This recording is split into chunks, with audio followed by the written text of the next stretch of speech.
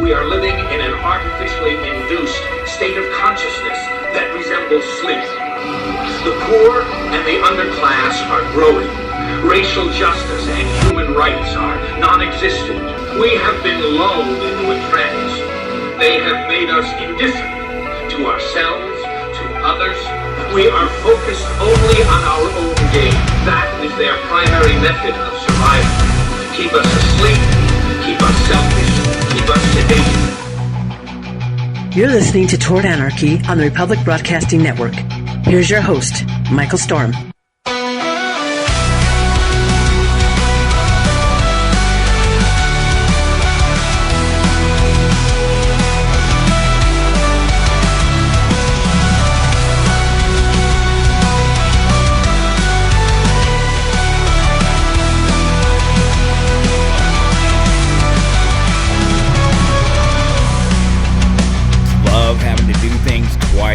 And especially when you do it to yourself. I know it's particularly annoying when you have to make up for other people's mistakes, but when it's your own fault, generally speaking, and there's not really anyone else to point the finger at and go, yeah, it was your fault. Welcome to the show. It's Toward Anarchy. I'm Michael Storm. Thank you so much for tuning in. It's Saturday night. It's prime time. We're worldwide right here on the Republic Broadcasting Network. You can find me on Facebook and Instagram and X and TikTok and all over the place at Toward Anarchy. Wherever you find me, please take just a quick second to hit that like button. That's all it takes. To tap, a click, whatever it is, whether it's the mouse, your finger, whatever it is, it only takes that split second, and it means the world to me. Follow along at towardanarchy.com, and that's you just keep up right there. And it's really easy if you're trying to find the episode, since I redid the numbering and have changed how we number the show internally from week to week. It's actually much easier to follow. It's just episode 2513. If you look in episodes, you look for year 2025 and episode number 13. Boy, just like that. Real tough stuff there, right? If you were to do that right now, you'd see that the topic of the day is the trouble with tariffs, and of course that's a little play on the trouble with tribbles Star Trek episode, but just a little bit of the geek peeking out there. It'll be a little anarchist audit of tariffs, because I believe that I have done you a bit of a disservice by not directly taking on the issue of tariffs and really trying to give you the information, something that you can work with, as opposed to me just sort of talking at you about them. So I did the work.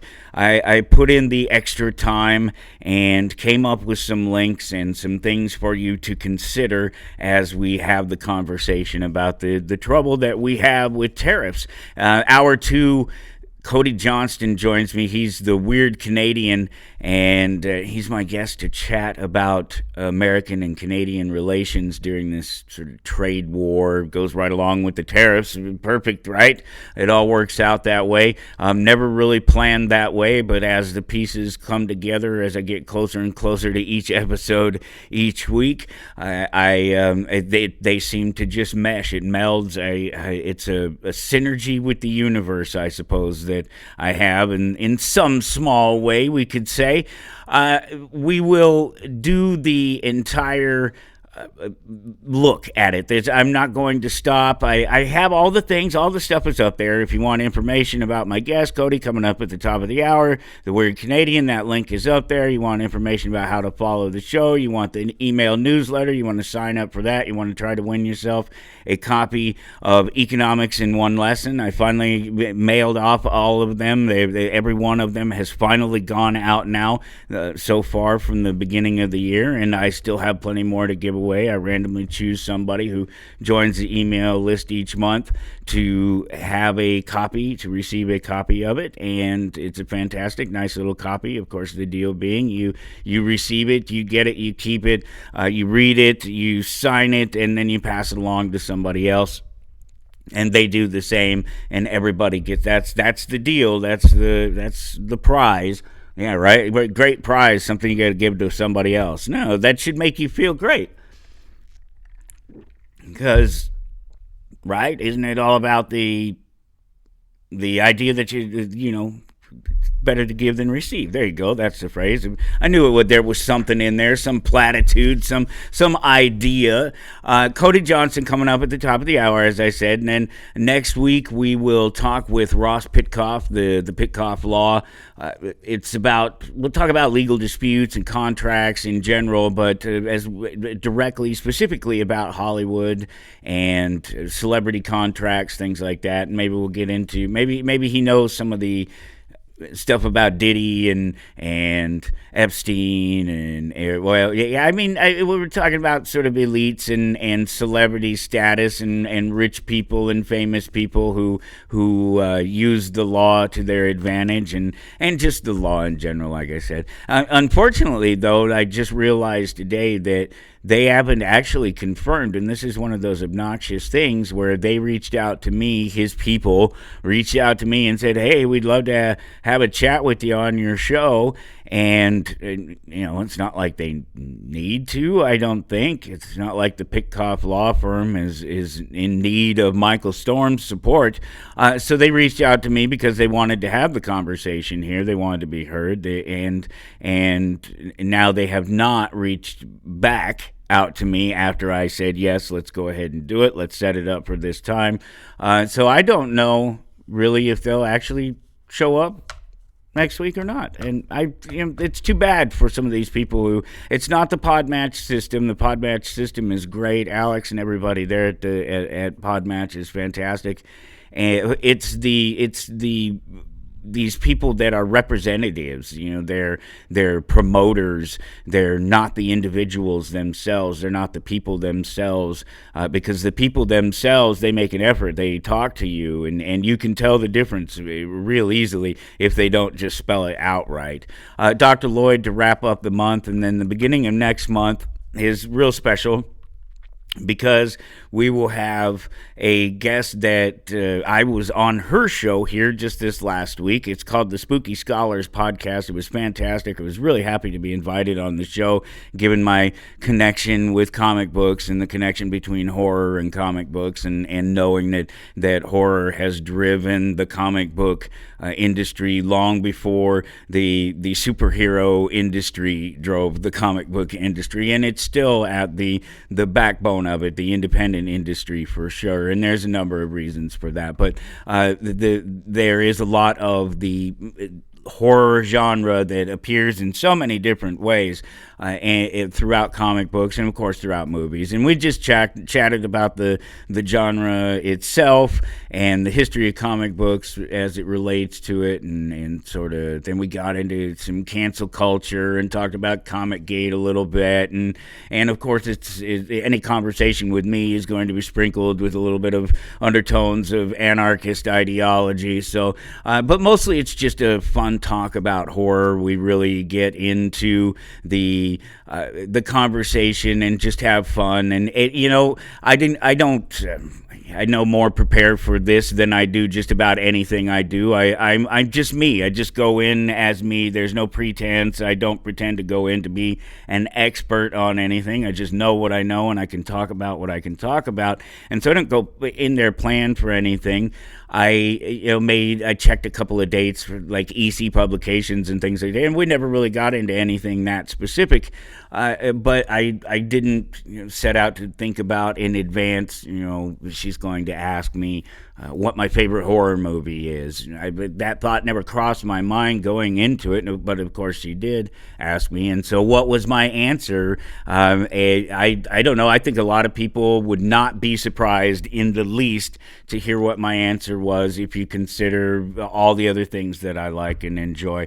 And you would have to listen to the show, and it's worth the listen. It's fun chat, and if you're into horror at all, you may want to just go ahead and subscribe or follow the Spooky Scholars podcast, and follow Ash and the people that she talks to, because she has some conversations with some really great people, authors, people in the industry, just horror fans in general, kind of like myself. But of course I had the comic book side of things to bring and speak with her about, and she really enjoyed the conversation. I really enjoyed the conversation, and I wanted to continue it. And there's there's more about her to know and to find out. And so I thought it'd be fun to have her here as well. So I made sure to invite her to come over to continue the conversation. We'll probably do that the 1st of May, the first weekend in May. Shout out to the folks there on YouTube. You know, I don't get a lot of love from the YouTube community, but there's a couple hundred of you plus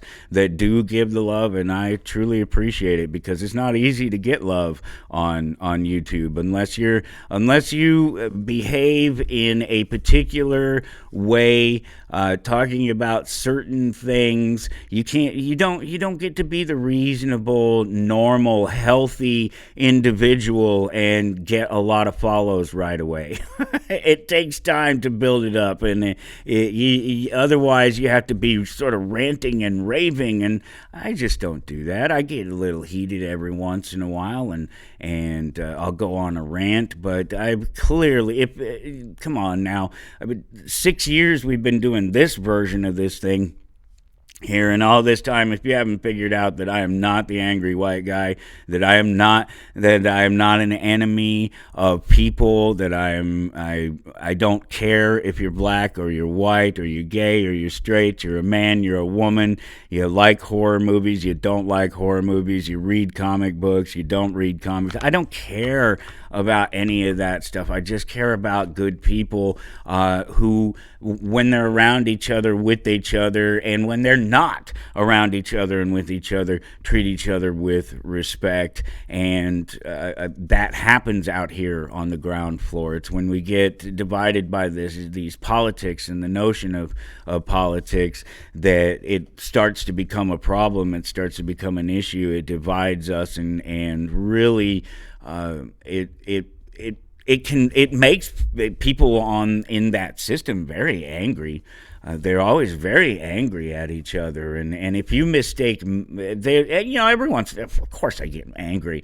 It happens, but it's not very often, and it's a lot less often as I'm getting older than it ever was. And you see, the default would be to suggest that, well, that should be the way it is, but it's not the way it is, and it's not the way it is. You see older people being much more angry. They're much more upset with the younger generations. They're much more upset because they have spent a lifetime believing a certain way about our reality, about America, about the flag, about our politics, about democracy, and it isn't true. It's not. It's what they. It's been a lie. It's been smoke and mirrors. It's all been a game to make other people rich and powerful at our sacrifice. The rest of us have to pay for it, and it's not a good thing.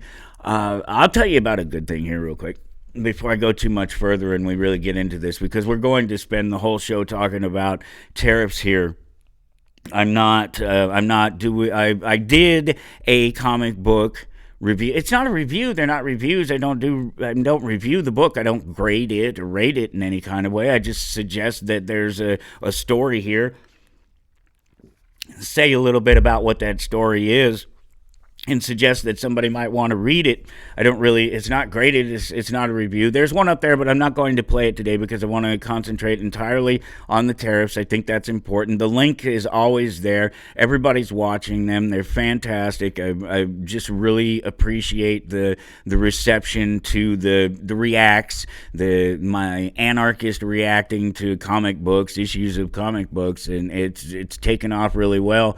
And I hope it continues to grow, because it's the type of thing that can make it so that I can continue to do this for no reason other than I get to talk about my things, and it helps support my things, and I don't have to again try to find some way to monetize the show. I can always do this for free. It's just fantastic. There's so many reasons why it just makes sense for me to attach my working life and this this little journalist thing that I do, that I've been doing for 30 years.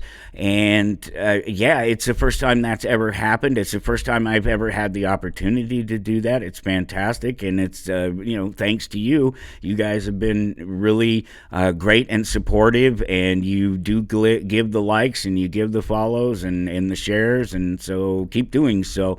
I truly appreciate it.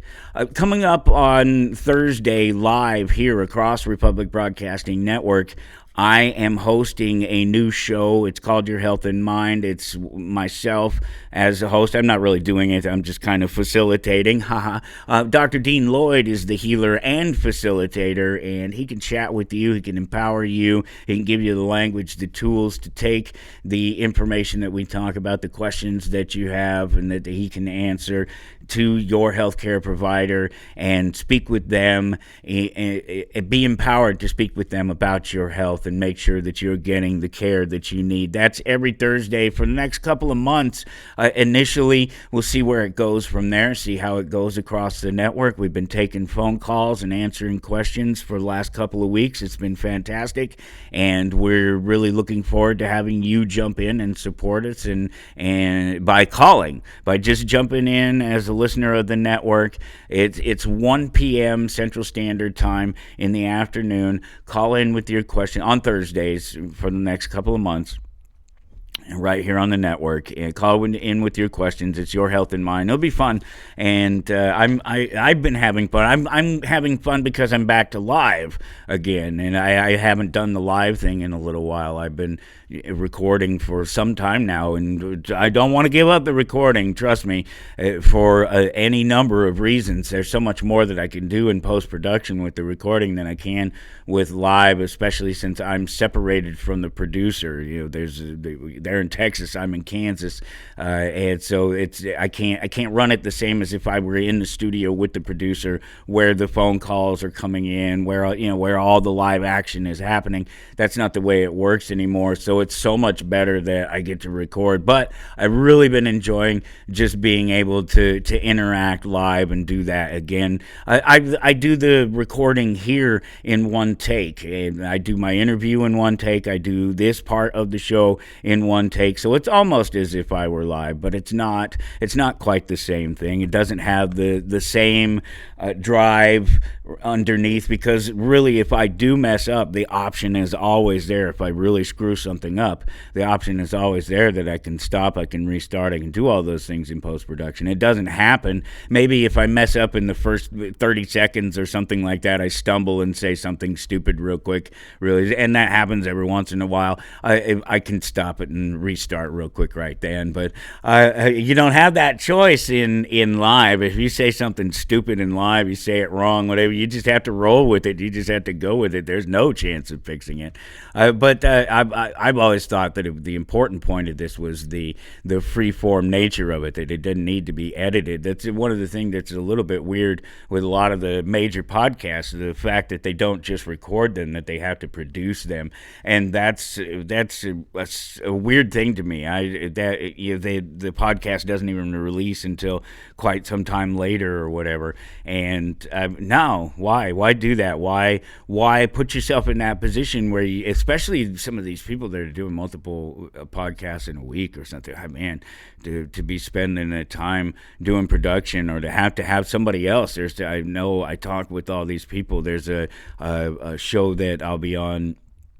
I don't know when the episode comes out. I was already on it. It's about comic books and the comic book industry, and I just remember him saying something about mentioning that he had a producer, somebody that was going to do all the post-production work on the show, and that's a little bit foreign to me. Obviously, I do everything myself, but I also do it so that I don't have to spend so much time in post-production. I don't want to have to edit things out, and I want it to be completely natural and just off the cuff anyway. Why not? why not? And that's part of the fun of life. What's he gonna say next? I don't even know. I'm just filling the space, and my brain works to fill the space just a little bit faster than my mouth does. republicbroadcasting.org. Click on the donate button over there on the left-hand side. Support the network. We truly appreciate the listener support. We wouldn't be able to do it. We've been doing it for years and years. The network even longer than I've been doing it with the network, of course. 30 years in this thing I've been broadcasting. republicbroadcasting.org. Click that donate button over there on the left-hand side. It's a little orangish button, and it just takes a few clicks, and you have made your donation one time, monthly, your amount. You control it. If you need some other options, you can give us a call, 800-724-2719, extension 3, and you can speak to somebody about the various options of what you can do other than there's so many different things that you could theoretically do to support the network. You never know until you talk to somebody. I don't even know until I talk to somebody over there and I say, hey, Mike or whoever, and I say, what can I do? What can we do? What's up? Do you need some help with something? And they always need help with something, and they're always just scrambling to just do things, and they don't necessarily take the time to ask, and they don't delegate responsibility necessarily as good as they could. So it could help to call up and ask how you can help out, what it is that you can do. But dollars and cents, consider that. We're all considering that right now, right? The economy's not getting any better. The dollar's not getting any better. We're going to get into that here in just a minute. Visit shoprdbn.com for the win-win. You can support the advertisers who support the show and they support the network, and it doesn't matter if it's this show. There's so many other voices. There's so many other things to be heard across the network. You're not just supporting me. You're not just supporting the idea of anarchy. You are supporting the network and all the people across the network, and it's a fantastic, wonderful thing that you do, and we thank you so much for doing so, and now is as good a time to do so as any. So republicbroadcasting.org, that's where to go for that. And where to go for the show and to jump in here and let's talk about this thing. Let's just dive right in. It's episode 2513. That's where the links are all at. We'll bring Cody Johnston in here at the top of the hour. We'll talk to him. He's the weird Canadian that linked to Our Brilliant Ruin, Horror at Crane Mansion. That's the comic book I read. The link to that review, that reaction is up there. The link to the Spooky Scholars podcast is up there. There's also a graph up there. This graph is in the meme spot. I could have taken any number of hilarious memes about tariffs and shared them with you this week, but this was actually a really good graph because it shows you what has happened to our steel industry, and I can show you on this graph a definitive reason why tariffs are not a good idea. So this blue color here and the dark line above the blue color shows the steel in metric tons. This is according to the USGS, that the output of metric tons of steel that the U.S. has had since 1900. And so if you know anything about the history of it, then you'll recognize these things as I talk about them. But we have these periods, but generally in upward growth. You get the period just before the war, the Depression, after the Roaring 20s and into the 30s, and you see an obvious collapse of the steel industries because you see an obvious collapse of everything about 1929. Go figure, into 1932 or so, and then it starts to go naturally back up again. There's a little hiccup right before the war, and then of course during the war there's going to be plenty of steel production going on, and there's an upward trend from there on into the 70s. And when I say an upward trend, what I mean is that the general trend of the steel industry, the output of metric tons of steel each year by the American steel industry, is going upward. It can have down points, but the overall effect is an upward trend. There's more being output. If you take sort of 1940 to 43, somewhere peak war, there's about 80 million metric tons of steel that we're producing. By 1973, when I'm born, it's about 138 million metric tons of steel. So that's a general upward trend, wouldn't you say? Well, now then we have problems in the 70s, and the steel industry takes a hit, and this leads into the current era and the current controls and tariffs and things that existed for the last 20 plus years. And I guess moving closer to the 30 and 40 and 50 years into my birthday, pushing it. But no, really, because it really starts to show an upward trend pretty quickly after the problems of the 70s. It peaks in 73, and then it starts a downward trend. And then again, what I mean by that is the trend is downward. We go from 138 or 39 million metric tons of steel being produced in America in 1973 to 1982 or so, all the way down to about 70. So cut in half, basically. And then from that point on, after the economic upheaval of the late 70s and into the Reagan era, everything starts to change a little bit, and some things are done, and there's some of it's market manipulation, but some of it is laissez-faire.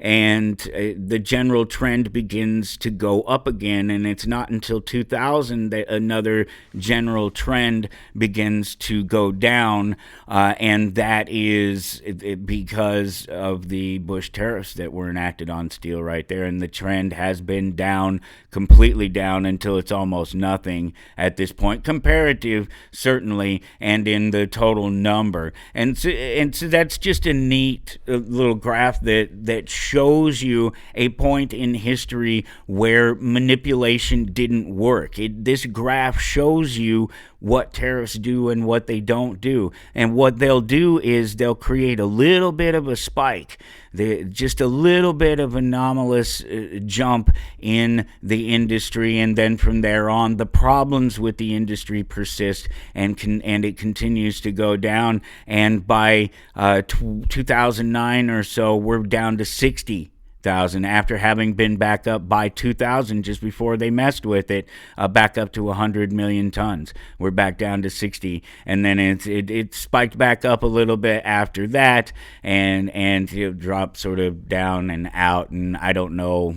This stops at 2020, but basically they're saying our industry disappeared about 2015, our steel industry. So that's what tariffs do. But let's take a look at the bigger picture of the tariffs, and I tried to provide you as many reasonable links without just drowning you and stuff. So there's about 3 links, and then there's another link or two of some other things up there as well that I shared with you. Of course, the Spooky Scholars podcast, that episode that I was on, that's one of those links.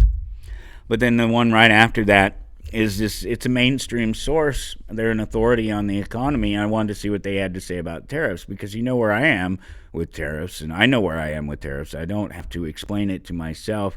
Ago, and when I didn't know what tariffs were, but I knew what the word was, and I thought, all right, well, let's figure this out. Let's play it out in your head, and what happens. What are the options of this guy, of this industry, in the steel industry? It was about the steel industry.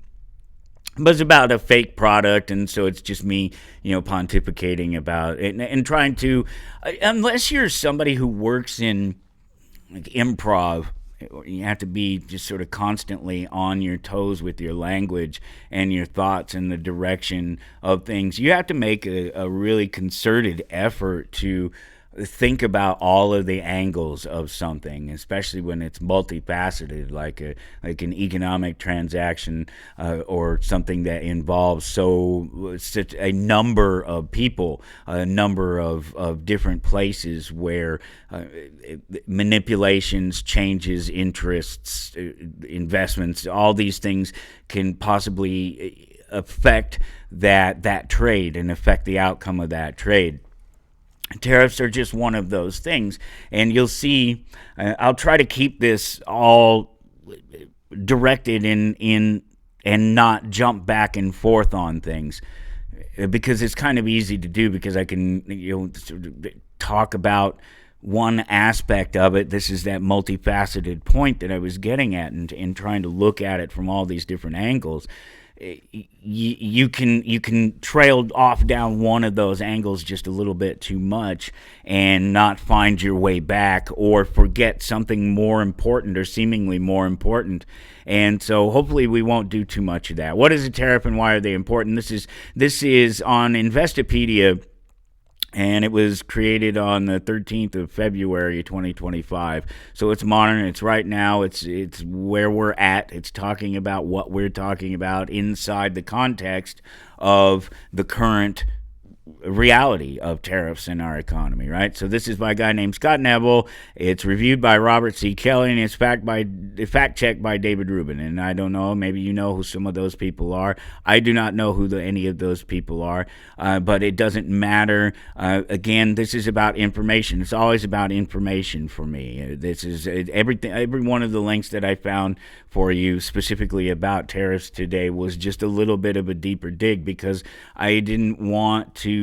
I can give you my things all the time. I can give you the latest Mises article or Independence Institute or something like that right off the top, and I can just leave you run with it. But most people probably aren't going to think to necessarily go to those places, and even on the conservative side. And one of the reasons that I have to have this conversation right now, and why I decided that we needed to do the whole look at tariffs, and not just me sort of riffing about them from one show to the next, to do the whole thing, is because of the fact that right now there are so many conservatives, so many libertarians, and so many anarchists, in fact, which they're always a bunch of fake-ass anarchists that do, whatever. I anarchy better than you do, but they're supporting this idea of tariffs, and they're supporting this idea of tit for tat, and it just shows the general lack of the ignorance, the lack of understanding of economics, and very simple economics, in fact, because what you're looking at, let's just talk about the very basic notion of the tariff. The tariff is the attempt to alter the market because the market is not working for a certain industry. And so that industry needs protected, or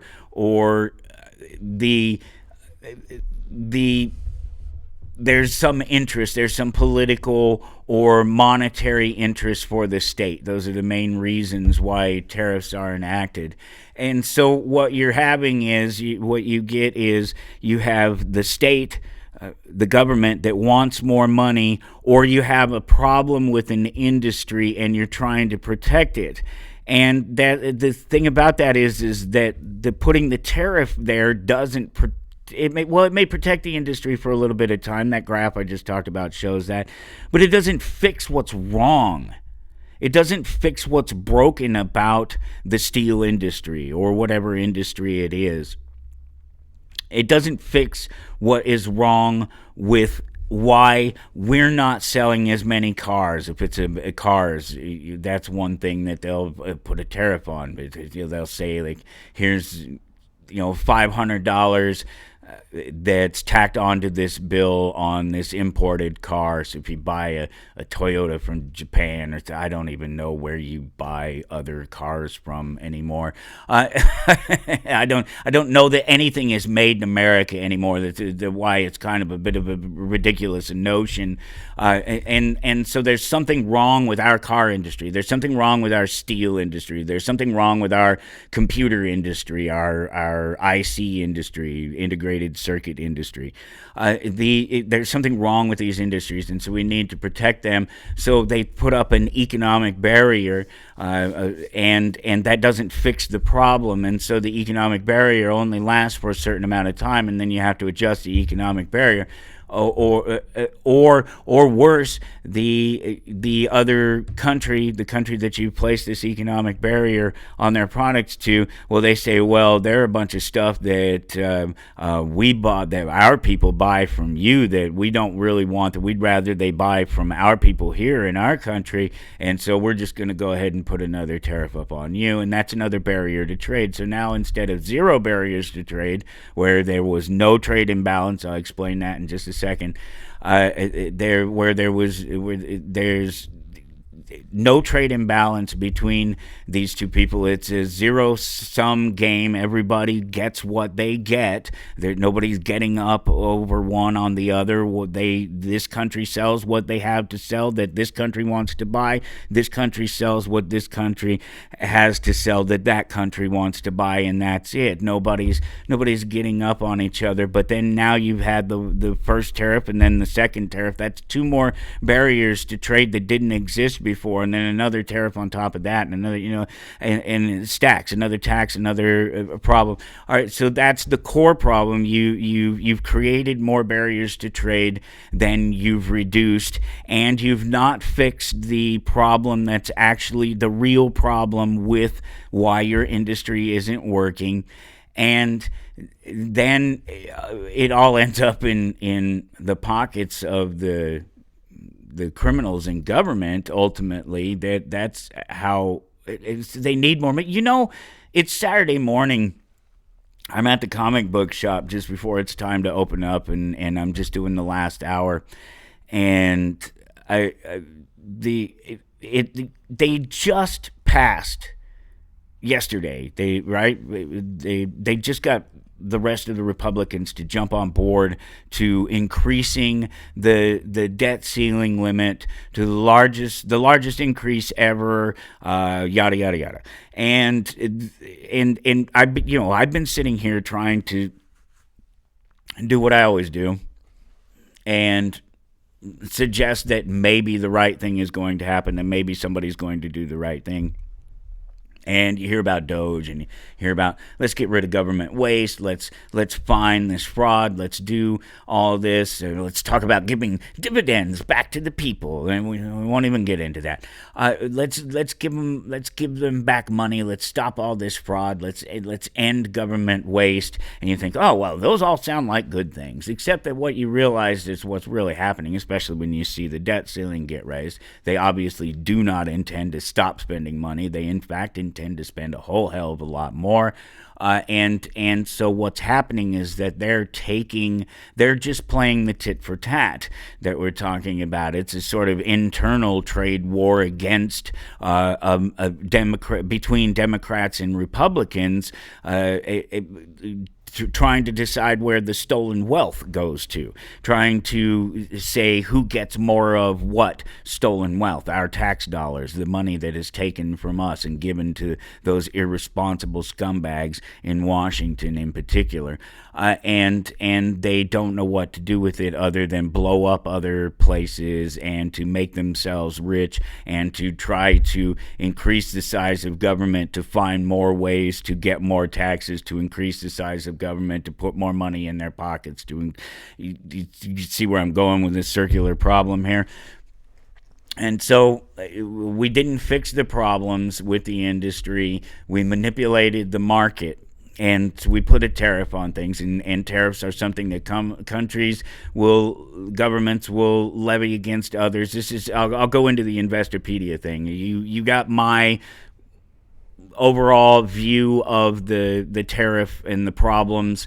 I think I showed a simple way where it shows that it doesn't really work, and you can extrapolate from there, or you don't even have to extrapolate from there. You can just go look at the other industries that have had tariffs placed against them and see the same general trends. It's going to be the same no matter which one of them you look at. In the long term, the trends will be exactly the same as I just described, because that's life.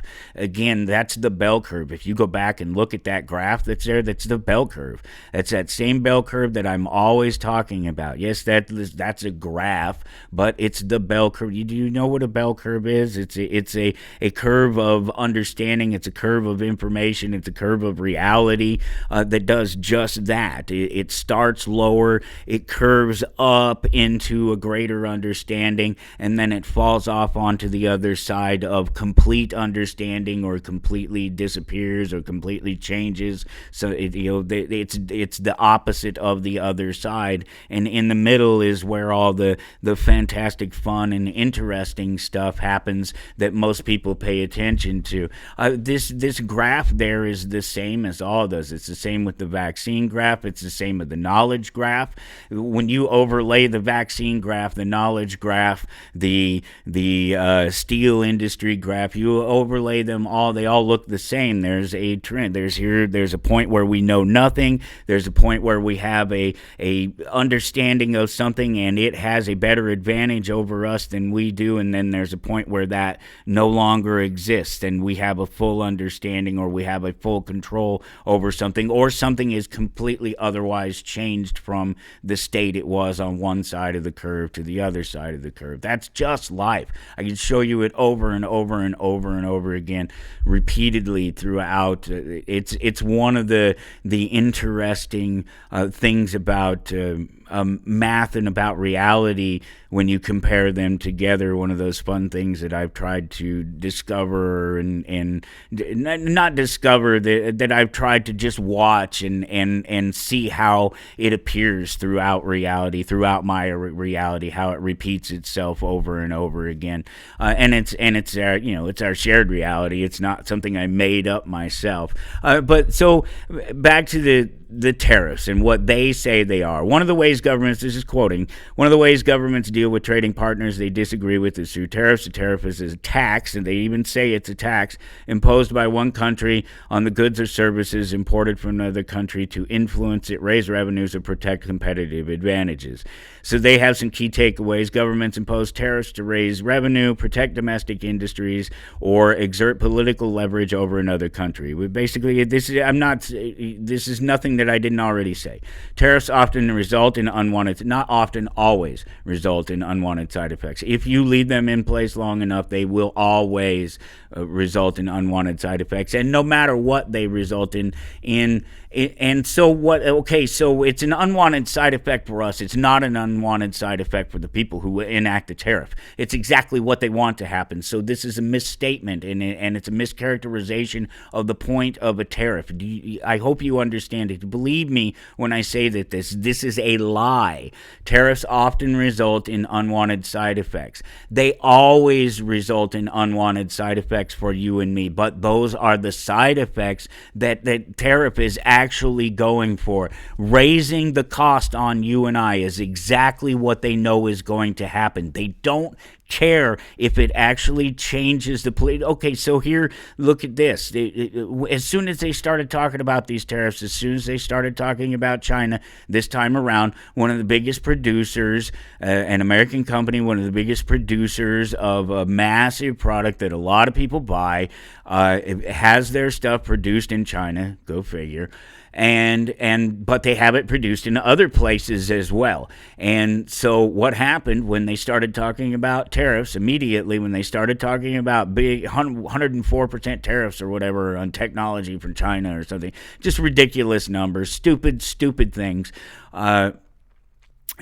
Apple decided, well, all we'll do is we'll shift our production out of China into India where there's no tariff. And so what's going to happen now? Well, what do? Supposedly, if you're following through, you place a tariff on India too, on goods coming out of India. And so now you have two enemies in a trade war.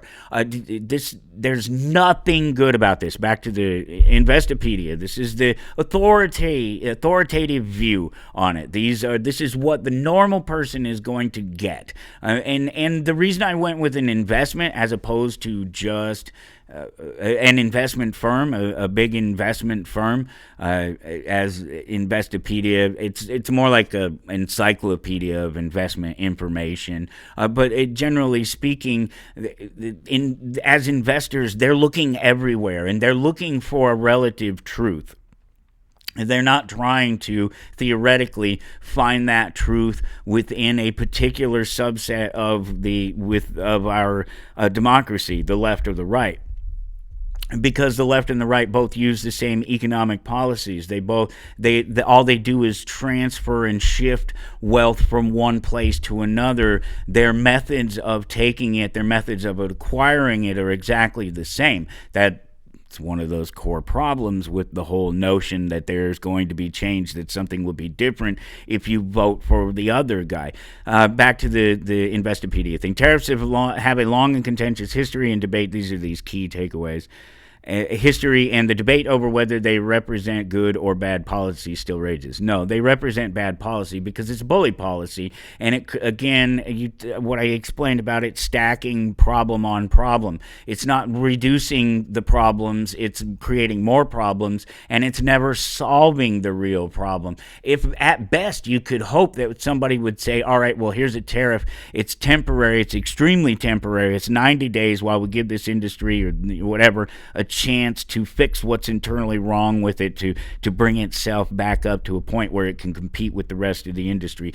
Theoretically, there's something in there that is legitimate, but of course it's not. It's a legitimate attempt to solve a problem that may be a wider problem that some other people think they're interested in. It's not a business itself would do that. They wouldn't impose a tariff, though. They would just say, all right, we have to reshift. We have 90 days to go through everything that we have and figure out what's wrong and change the business and make it work. We don't need government to do that for us. We don't need them to force a change in the industry for us to improve ourselves. Let's just do that. But the government does that. It does what it throws its tariff on there, and that makes it immoral because it's not a free market choice. It's not an individual choice. It's a violation of individuals and their property. That includes the products themselves. It's a violation of that property, and I have proof of that. You don't have to take my word for it. We'll jump into that one here in just a second. I want to go through the rest of this just really quickly. These links are up here for you to be able to investigate and look for yourself. But there's a point in here about trying to understand tariffs and how they're used to restrict imports. They simply increase the price of goods and services purchased from another country, and the idea is that makes them less attractive to domestic customers. Not all of this is quote, but it is exactly what they're saying. There are a couple types of tariffs that go into that. There's a specific tariff that's levied directly. This is the $500 tariff on a car thing that I was just talking about. Then there's an ad valorem tariff, and that's a percentage, and that's every car comes out has a 5%. So if it's a cheaper car, maybe it's $500, maybe it's $5,000. Doesn't matter. It's about the percentage of the import's value. Why would a government impose tariffs? To raise revenues. I already told you all this, but I'm just reiterating it in their terms. This is them. They, the proverbial they, without maybe so much of the political understand. There's no need. Again, there's no need to have a political division when you're an investor, because you realize that other than understanding where the Democrats versus the Republicans are going to shift money within government and within the society, within the economy, they don't have to worry about whether or not government is going to follow a certain economic path, because that's what government does. It follows the same economic path regardless of who's in there. So governments impose tariffs to raise revenues, to protect domestic industries. It doesn't work. I've already proven that. We proved that with the graph. To protect domestic consumers, that's a complete lie, or it's a complete misstatement of what happens, because they're not protecting consumers. If they were protecting consumers, the best thing to do to protect consumers is to open markets, make them open, and to not cause the consumer to have to look other places to solve their needs and wants, to pay more money to solve their needs and wants. You're not protecting the domestic consumer. You're not protecting us by imposing tariffs. You're protecting that industry, theoretically, we already know that it doesn't work. I say it over and over again. It doesn't really work, but that's your auspice for doing it. It doesn't work, so you're not doing it for us. So if you take out, there's a fourth one, to protect national interests. The government's imposed tariffs to raise revenue, to protect domestic industries, to protect domestic consumers, and to protect national interests. Well, two of those are a lie.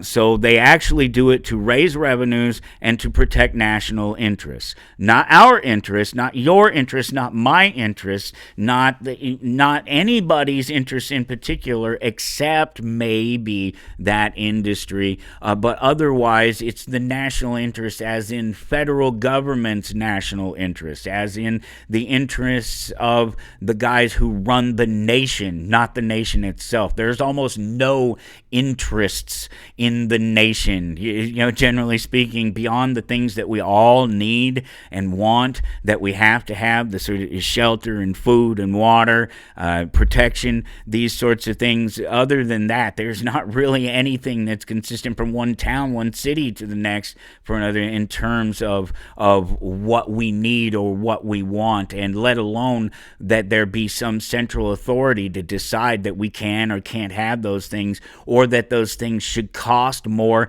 than the person who sells them is willing to sell them to us for.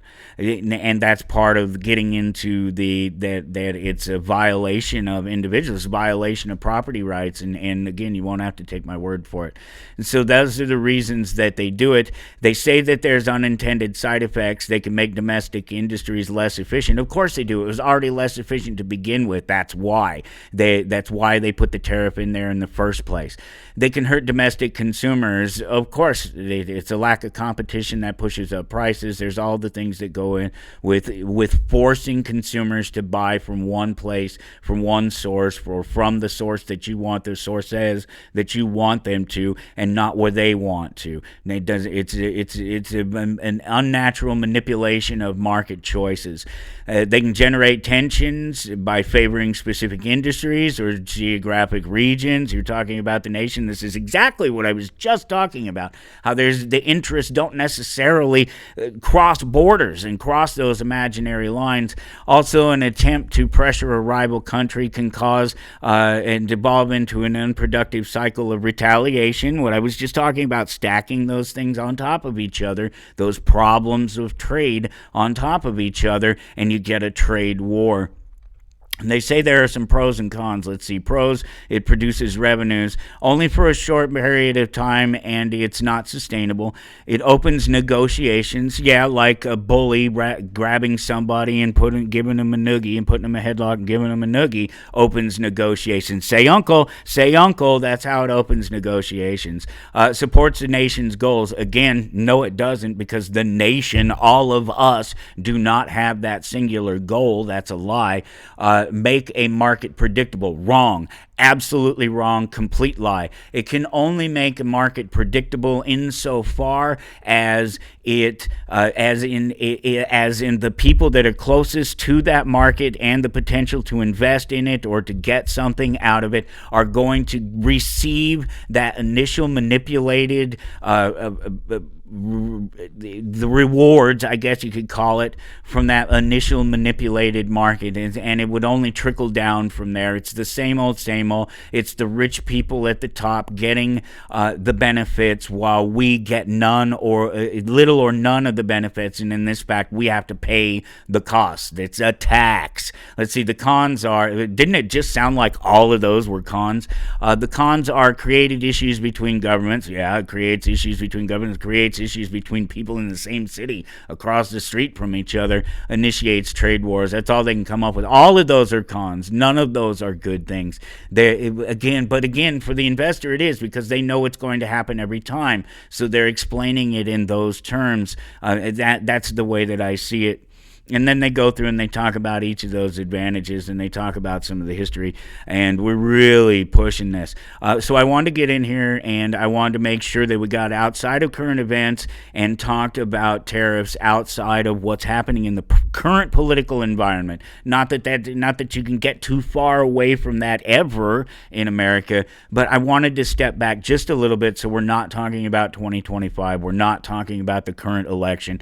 So I went back just a little bit, dug a little bit deeper, and I think it paid off because that, as I was saying, I can prove that these tariffs are an attack on property rights and freedom, and I don't even have to say it. I think I've already made a case for it without specifically really spelling that out. But this particular Mises Institute, that's what I said. I could have stopped with the first thing that popped up about tariffs, and trust me, there were many. But I went and I did a little bit digging, and I wanted to find something that was more important, that spoke to conservatives, that spoke to libertarians, that spoke to voluntarists, that spoke to anarchists that are supporting these tariffs, that are economically ignorantly supporting these tariffs. They are also, if you must consider, even if you believe that the economics is right, that you can use it as leverage, that it's a tool, what you're not looking at is the fact that tariffs are an attack on property rights and freedom. And this Mises article is from 2019. It's by Per Byland, and I'm a fan of Per. I've been reading his things for years, and he just always has a really great take on things. And I'm not going to read this to you, but I am going to catch this nice little Rothbardian quote here from the Libertarian Forum, Volume 1, page 184. Libertarians, if they have any personal philosophy beyond freedom from coercion, are supposed to be, at the very least, individualists. And that's where I'm going to leave it at. And because it's the same for the conservatives, supposedly. It's the same for the little L libertarians, the big L libertarians, the anarchists, of course, the voluntarists, the agorists, all of these other people who say that it's about individual choice. Then when you're talking about individual choice, but you're supporting government manipulations of the market, you are confused. We'll just leave it at that. We'll just say you are confused. I think you need to read that. Conservatives, libertarians, fake-ass anarchists that claim that it's all right for government to pass tariffs. They did it to us first. Yeah, we can do it back. That's the argument of a retarded 5-year-old. I don't even understand where adults get answers like that to any serious question. So as if the tariffs and the damage that they do aren't bad enough, the barriers that they create, and the political class that uses the turmoil, they use it to create wealth for themselves. They benefit from it. They profit for themselves. You think that this is any sort of a coincidence? I don't think so, and there are others that don't think so. They look specifically at what happened here this last week with the markets and the threat of tariffs and how it manipulated markets, and who might have profited from those manipulated markets. And there are people. Do you think that rich people, politically connected people in the know, use world events within the economy, terrorist events, let's say something like maybe, 9/11, something like that, to get rich on, advanced knowledge of, understanding of, maybe a hint of, first at the top, closest to the money, get to take advantage of it while it's collapsing. People praising the other day the stock market going up, the largest third largest gain since World War II. But did you know that the two biggest gains since then, before this third, was in 2008, right smack dab in the middle of the last Great Recession? Do you really think that we're on the path right now to fixing things, that it's going to get better, that the dollar is going to be repaired, that the people who are in the know, who are closest to the money, aren't going to take full advantage of that and try to shield and insulate themselves from the damages they cause? Of course they will. Cody Johnston is coming up next. Stick around here on Toward Anarchy and listen to this. The best thing in the world would be for all countries to engage in free trade. But even if other countries don't, then the sensible, rational thing for us to do, all by ourselves. After all, we're the great leader of the free world. We're not simply a camp follower. The idea of our going around and imposing quotas on imports from Hong Kong and from Singapore and from all those other terribly threatening countries, it seems to me it's just demeaning and degrading for a great power to engage in acts like that. So in my opinion, the right course of action for the United States would be unilaterally to get rid of its restrictions and say to the world, come and sell your goods here. You're listening to Toward Anarchy. You're listening to Toward Anarchy on the Republic Broadcasting Network. I don't have to tell you things are bad. Everybody knows things are bad. It's a depression. Everybody's out of work or scared of losing their job. The dollar buys a nickel's worth. Banks are going bust. Shopkeepers keep a gun under the counter. Punks are running wild in the street, and there's nobody anywhere who seems to know what to do, and there's no end to it. We know things are bad, worse than bad. They're crazy. The air is unfit to breathe. Our food is unfit to eat. I don't want you to protest. I don't want you to riot. I don't want you to write to your congressman because I wouldn't know what to tell you to write. I don't know what to do about the depression and the inflation and the Russians and the crime in the street. All I know is that first, you've got to get mad. You've got to say, I'm a human being. My life has value.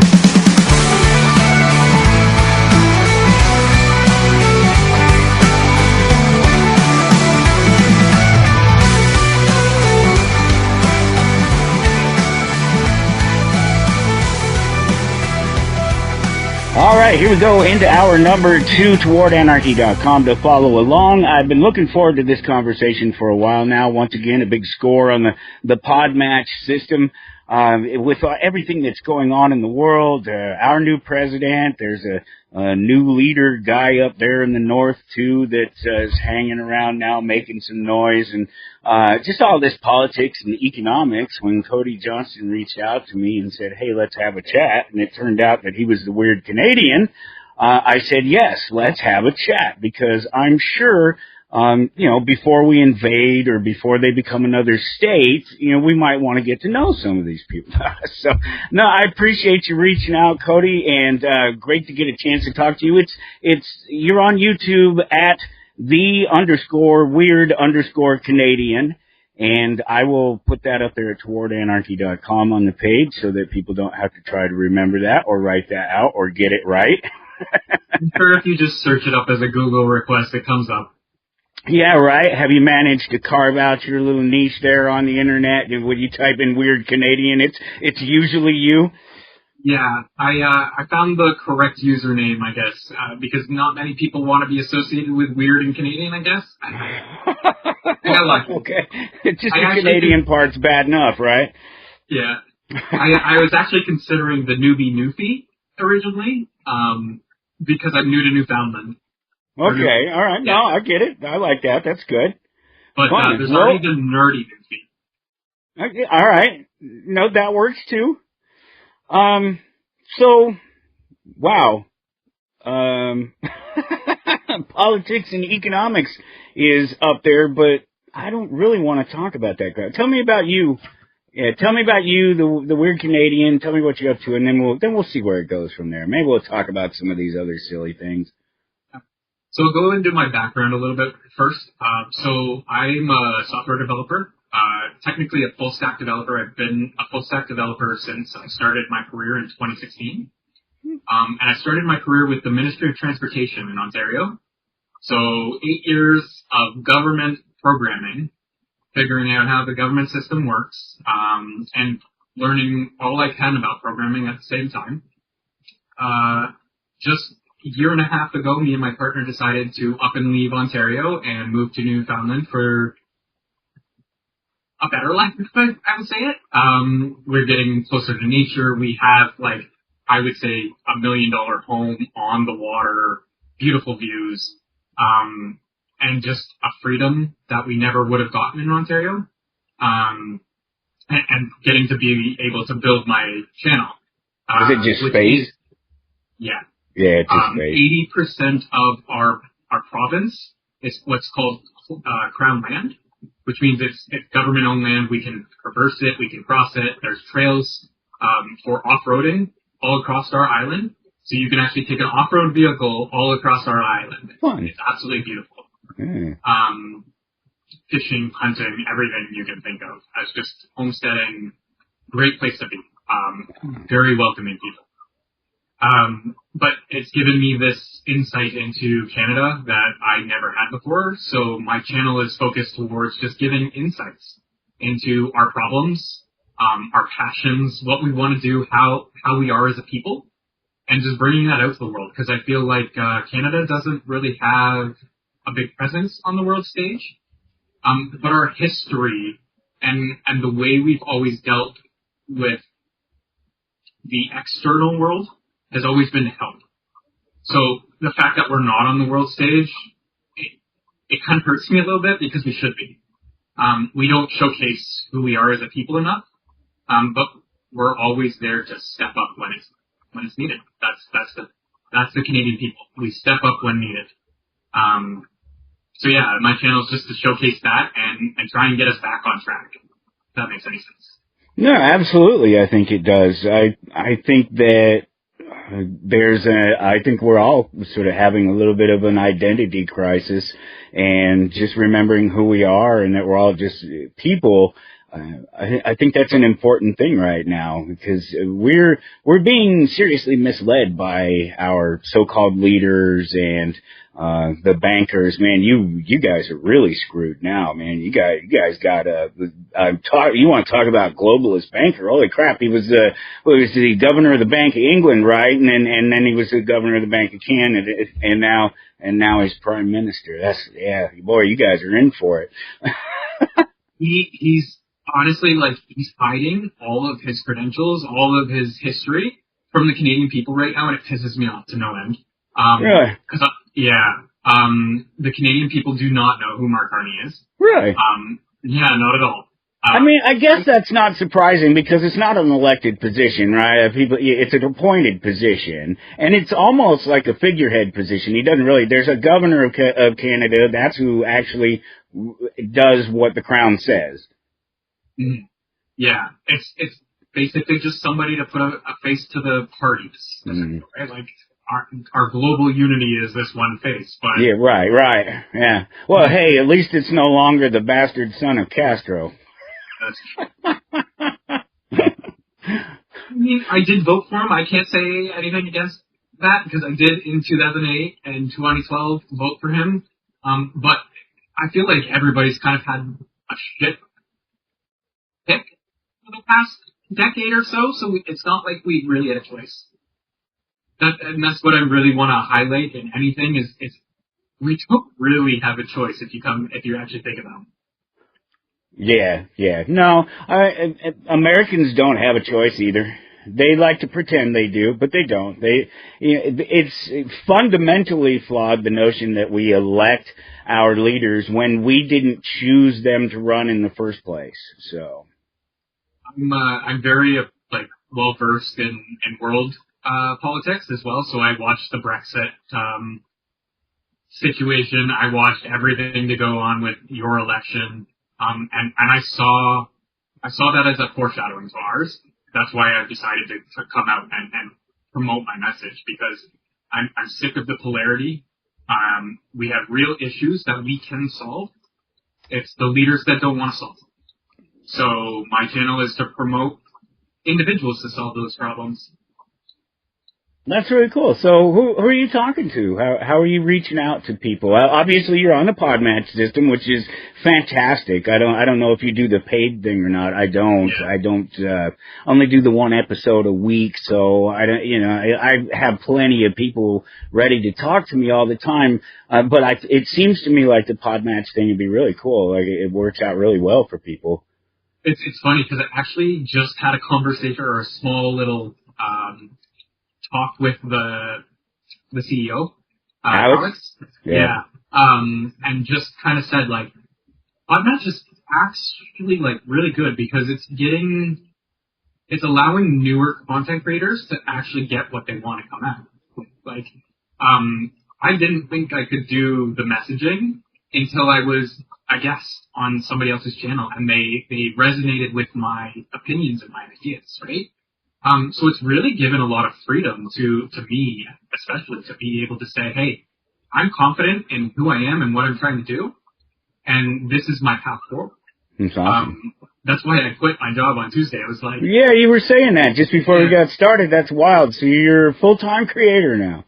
Yeah, I just stepped away from a fintech development job, so high income to no income. My partner's going to support me, thankfully, as a nurse. But we don't have to worry. That's the nice part. We don't have to worry about money coming in because we're sustaining ourselves. We're in a province that is a lower income, so food is cheaper, housing's cheaper, things are cheaper because the province is supporting us, right? Like they're trying their best to promote what they have here. And local farming, local everything, it's bringing prices down. So we're in a good position where I can now take this step with literally no backing. I'm taking my savings to do all of this. So over the next year, I'm using my entire savings to promote my message and seeing how far I can get. And in the next year, if I'm profitable and can continue, I will. And if I'm not, then I'm going to switch directions and go into entrepreneurship. Yeah, try a new thing. Yeah, I found a new passion for me. And thankfully, just getting that slowdown, that second to like actually think about what I want in my life is allowing me to do it. Yeah, a lot of people don't get that. They don't get a chance to just to step back from their lives and say, wait a minute, is this really where I'm going? Is this what I want to do? Is this where I'm going to be for the rest of my life? Do I have a shot at it? We all have a shot. We all just got to take it. You got to step away from that grind and take that shot. That's really cool. You said you listened and watched our election here. What'd you think? A lot of misinformation. Yeah. I have a lot to say about the Democrats because, as far as I'm concerned, they're the ones who failed. So it kind of seems that way, doesn't it? Because they were so restrictive in how they've restricted themselves, like it was all they're doing. Their language, their inability to say, hey, we understand that there is controversy, but we're gonna hit it head on, as opposed to just shying away from it.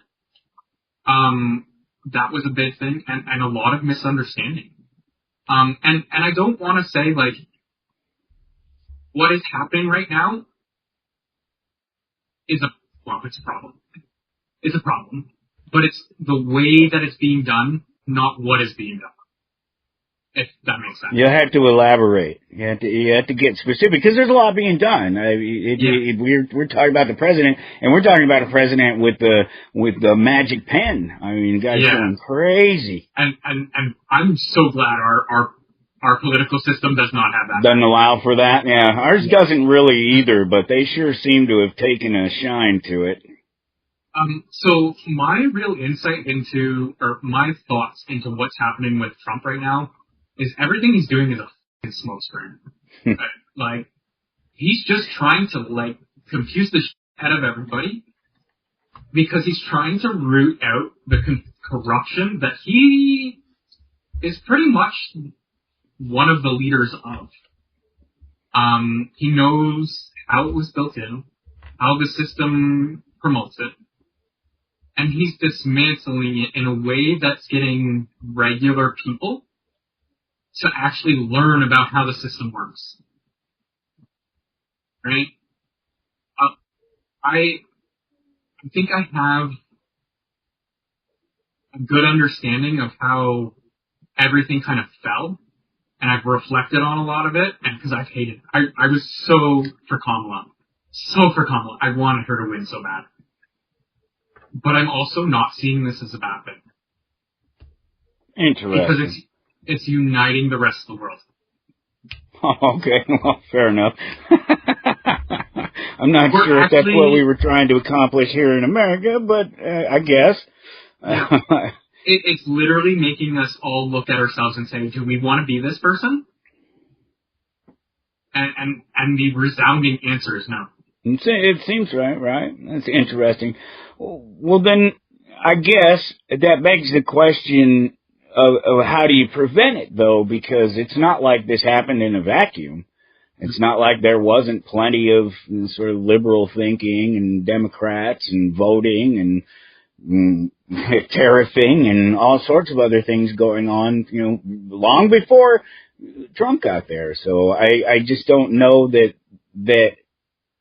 everybody looking at America and saying we don't want to be like that doesn't necessarily say that they want to be any better, unfortunately, because neither one of these representatives of what America is supposed to be has done any particular good job of managing America. Not these last couple of them, not the ones before them, not 50 years ago. It's been a while since the place was managed fairly well, if it was managed fairly well at all.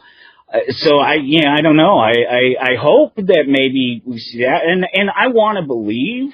I've been trying to keep an open mind. I've followed it all along, of course. It's happening here in America. And, I went and I read the Project 2025 documents, and I watched with the platform of the Democrats to see what they were talking about, and they never talked about anything, and it seemed like they never made an effort to stop what was happening, and that makes you stop and wonder. But then you see the guy, he gets in there, and you start thinking about what happened in Argentina here not so long ago. You have a complete turnaround of their economy, and their government has been their central government has been sort of gutted, and you think, oh, well, hey, is that something that could happen? Could we turn back the clock on some of this government power, some of these things that they don't necessarily need to have control over, but you just see them doing the same things over and over again. You talk about there's Doge, and oh yeah, we're rooting out corruption, and we're finding all this waste, except at the same time we're raising the debt ceiling. What does that tell anybody who's paying attention? And hurting people, hurting citizens. Like, I am so appalled at the level of inhumanity that's coming out of the government right now.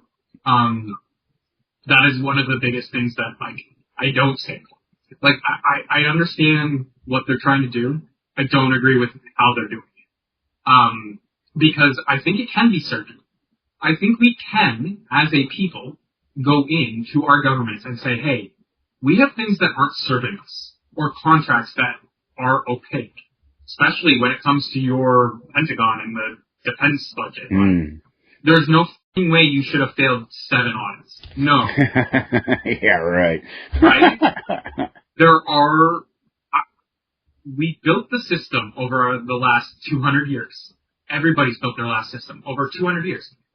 And for the past, I would say, 100 years, we've only started growing past 50. So our government has been built by children and never looked at by adults to reform. I get what you're saying there. Obviously, it wasn't. They were all adults, but I know what you mean. You're in a sort of infancy of understanding individual liberty, let's say, since we're talking about the founding of America, I guess. Relatively, anyway. Because that's what it was about, supposedly, right? Or break away from the controls of the church and the controls of the state and all that, and everybody gets to go out there and do their own thing, and everybody's happy. And so,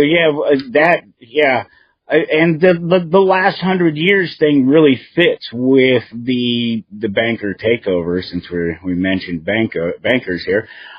Ultimately, because that's when the Federal Reserve comes around, and that's when monetary policy around the world begins to shift clearly. That was a big, like, 1970s when the U.S. went off the gold standard. Oh yeah, and that's just one more event in a chain of, because you get 1913 Federal Reserve, and then so how long did it take?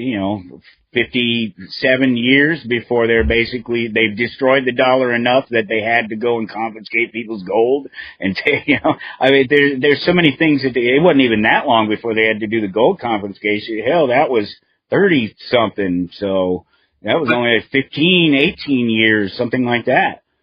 But so this is the thing I want to emphasize is for the last 100 years, we have had a society that has been formed over scarcity, right? Mm-hmm. No resources, no building, like no real means of getting food.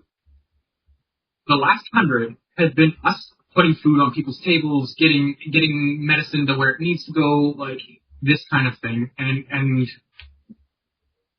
it's become a shift in terms of how do we serve the people best to how do we serve the few best. And right now the few best are winning, right? Like we have that scarcity mindset of, oh, if I don't push this person down, I'm not going to be able to eat. But we live in a world where you don't have to push somebody down to eat anything.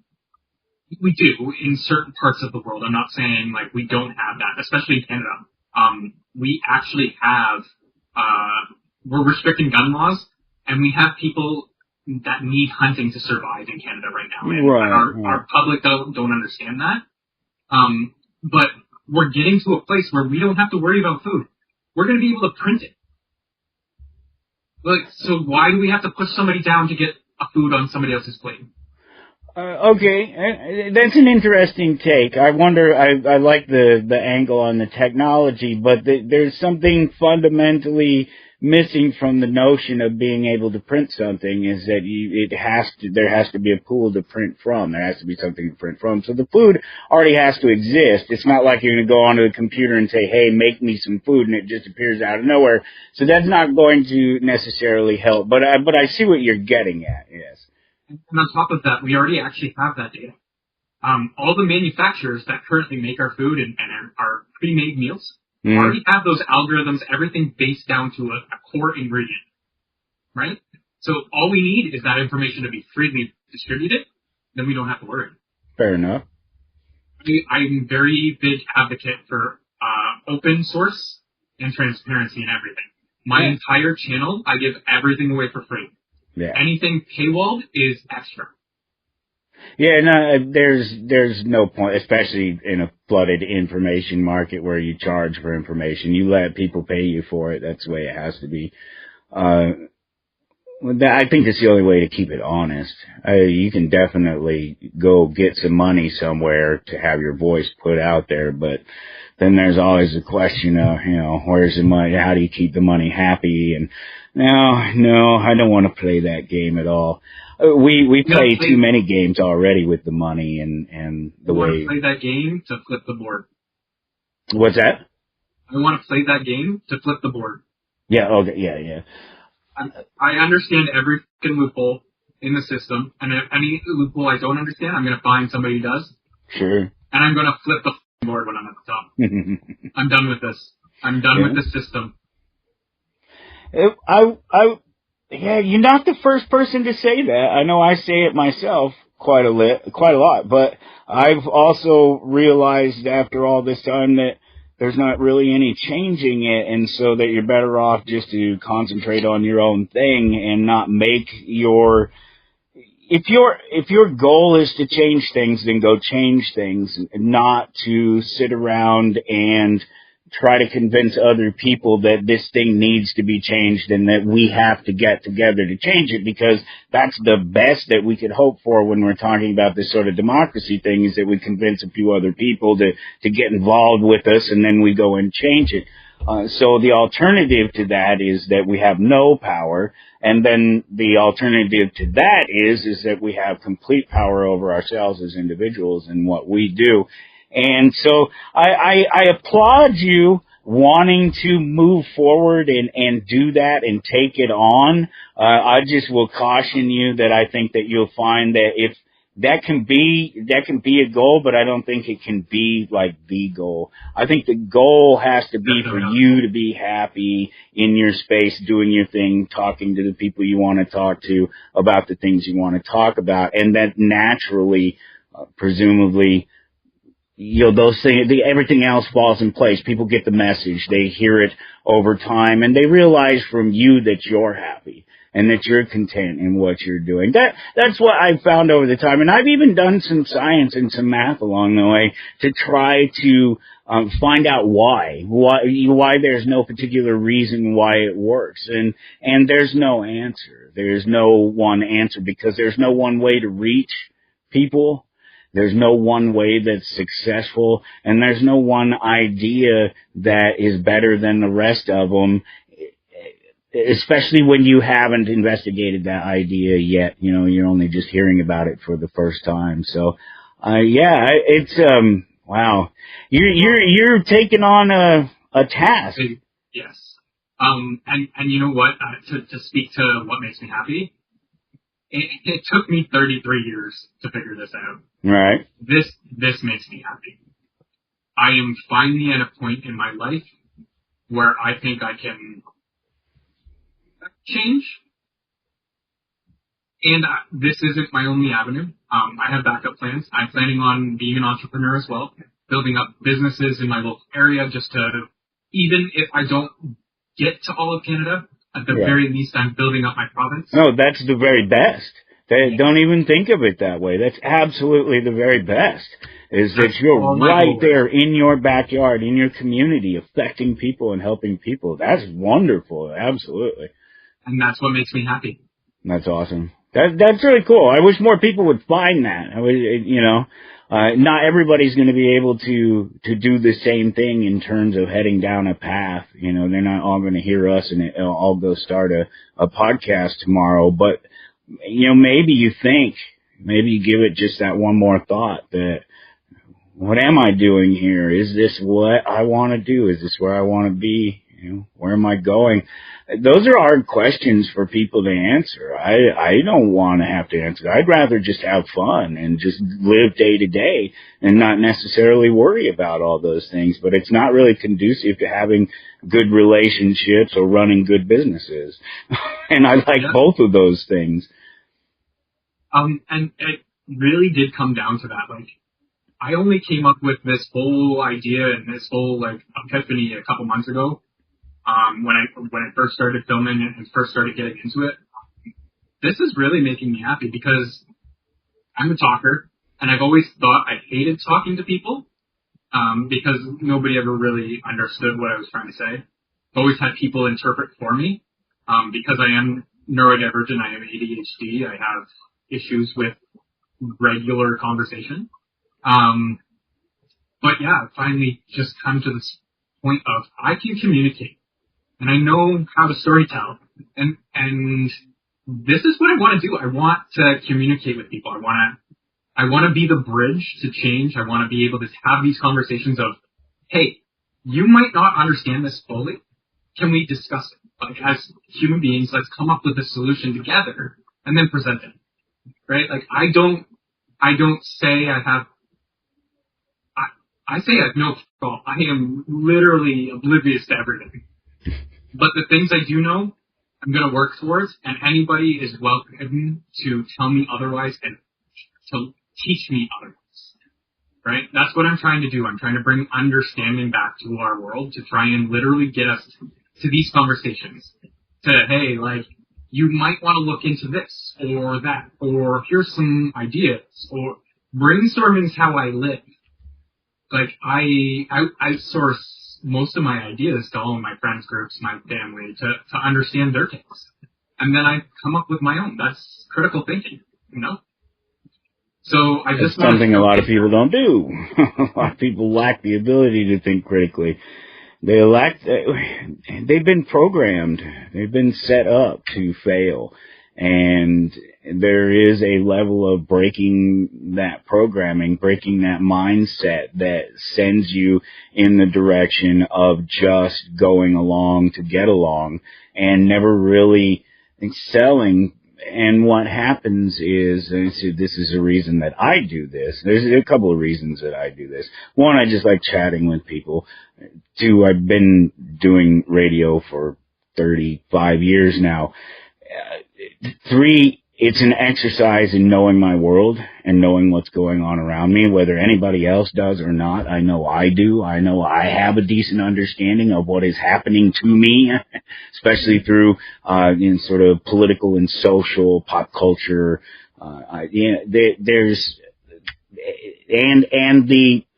It's not just an exercise in knowing; it's an exercise in exercising the ability to think and the ability to speak, and to not go into older age regretting not doing whatever. I don't even care what it is.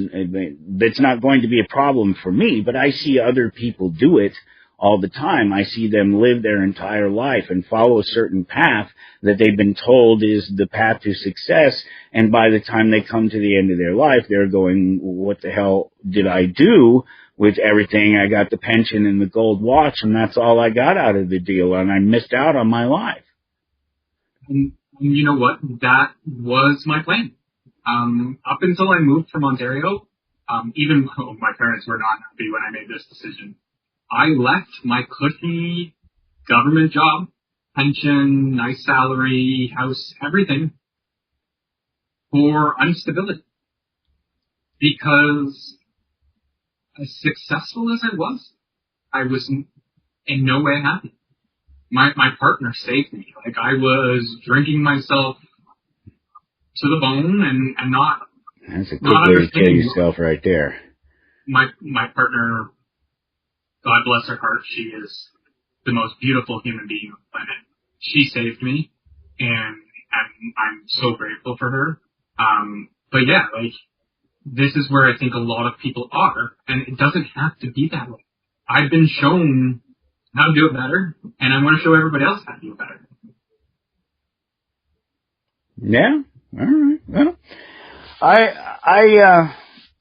I wish you the best of luck at it, because I just know there's so many that end up in heartbreak, because it's a lofty idea. It's altruistic. It sounds all great and fine and everything, but if you ever let it be anything more than what you want to do, you're going to set yourself up for just some heartbreak.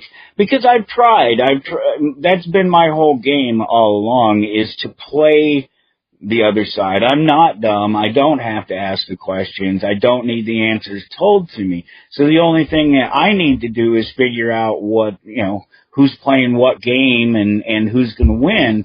And what I ultimately decided is that there was only one game, and that's that over there, and then there's life. And I just decided life. I just decided, it's even through this process of this show in the last 5 years, 6 years, whatever, and just doing it, and just going from one point of, I need to do this. I need to do this for freedom, for liberty, for all the right reasons.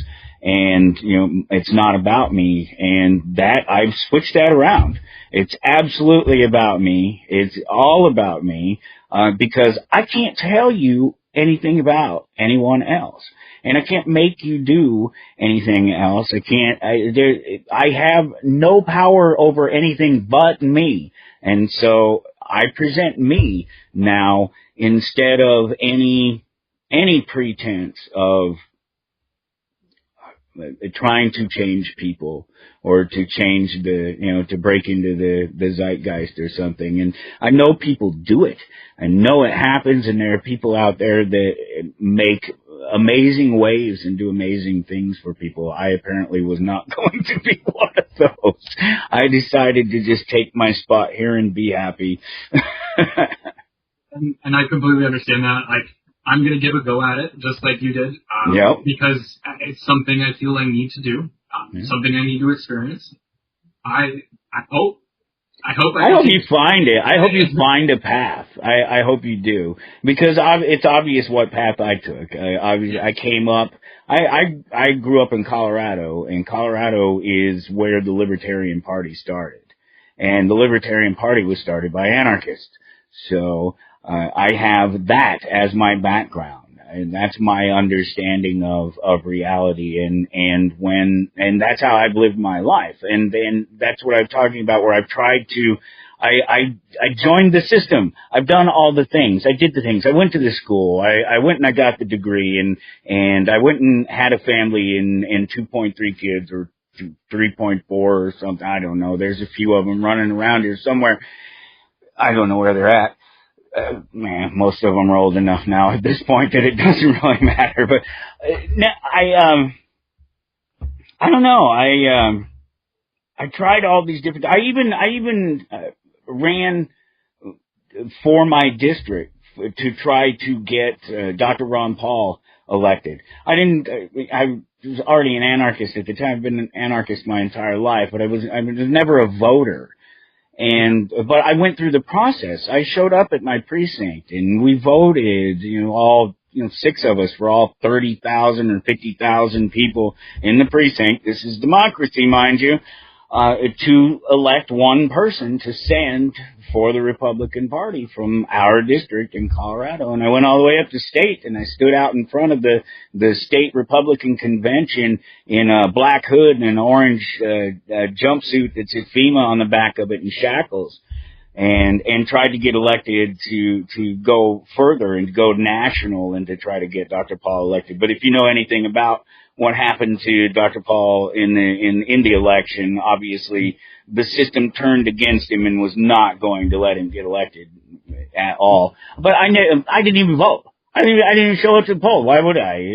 I was just there to see what was going on in the system. So you see what I mean? I've played the game to see what's going on, and all I've ever found is that it's just their game. That's it. You want to be in their game and benefit from their game, or you want to be on the outside of it and just trying to just keep it at arm's length at best. When it's so pervasive, it's everywhere. I'm of mind that the game's almost done. You think so? You think there's a time limit? I think there is, especially with AI. Interesting. We might have to talk about that. Yes. So the first thing I'll preface this with is, I've been plugged into the internet since I was 10, 11. Sure. One of that is a preamble to feelings, if that makes any sense, to how the internet is shifting. Okay, fair enough. The internet is shifting towards good for the first time in, I think, ever.